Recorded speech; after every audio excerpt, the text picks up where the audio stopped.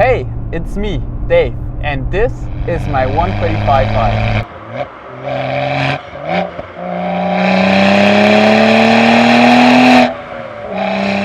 I always loved the Series Coupe, and the first car that I really owned myself was the 120i. But after some mocking about the 4-cylinder engine in it, I upgraded. In 2022, I bought this 135i with a 6-cylinder turbocharged engine. Shortly after, I took this car to the Nürburgring, and on the way there, a mysterious black car overtook the E46 M3 of Nicky and appeared in my rearview mirror, and it was a BMW 1M Coupe, and it was love at first sight. I knew that I had to own one day. My Series Coupe is equipped with a turbocharged inline engine which produces 335 horsepower and 520 Newton meters of torque, which results in a lot of power.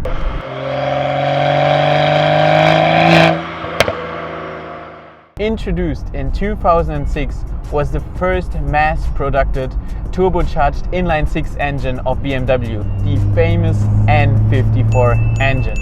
And interesting fact, it even had to be detuned from factory to avoid companionship with the M division's engines. As a result, they even put the N54 engine in the 1M Series Coupe, which isn't that common because usually the M division company has its own engines labeled with an S. The N54 engine was produced from roughly 2006 until 2010.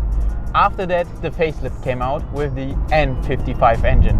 The N55 engine was the successor of the N54 engine and solved many problems that the N54 had. But the biggest difference was that the N54 was more reliable, but not so easy to tune when you're going for very high numbers. So the biggest difference between the N54 and the N55 engine is probably the turbocharger. The N54 engine has a true turbocharged inline-six engine, while the N55 engine has a single twin scroll turbo engine, which results in more power down low. But if you're going for that peak horsepower with tuning, the N54 is probably the better engine. But if you're also considering reliability, then the N55 is something for you. So what engine do I've got in my Series Coupe? I've got the N55 engine. And how did I choose? Well, I didn't really choose my engine because at first I didn't knew there was a difference between the facelift and the pre-facelift models considering the engine. So I chose it by chance. But after 45,000 kilometers with the N55 engine and couple of rounds on the Nürburgring, I can say it's damn reliable, and it sounds just a touch better than the N55 engine.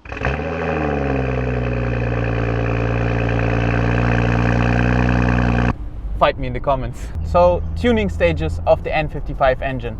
I've already done a little bit. So I've done a lot of maintenance stuff, but considering tuning, I've upgraded to a aluminum charge pipe, integrating a high flow catalytic converter paired with a tune from MHD to stage 1, which results in the 335 horsepower. Stock it would be 306. But if you're considering to get even more horsepower and torque, then you can install a greater intercooler paired with a Schub-Umluftventil. Damn, I don't know the English word for it now. Probably also upgrade your clutch and you will result in about 400 horsepower. So with this rich history in mind, I've decided to build my own 1M Coupe. So many guys out there already transitioned their 35i to a 1M Coupe clone, and I've decided to embark on building also my own 1M Coupe clone. So I've given you a good overview about the 35i and where's actually the difference between the 35i and the 1M Coupe. the 135i Coupe and the 1M Series Coupe share a lot of similarities. The main differences are regarding the axles that are from the E92 M3 and the exterior parts, which can all be easily transferred onto the 35i, except of the body part that's beneath there. But we'll see about that part later on. Hey, it's me, Dave, and this is my 135i. Ich höre deine Lache.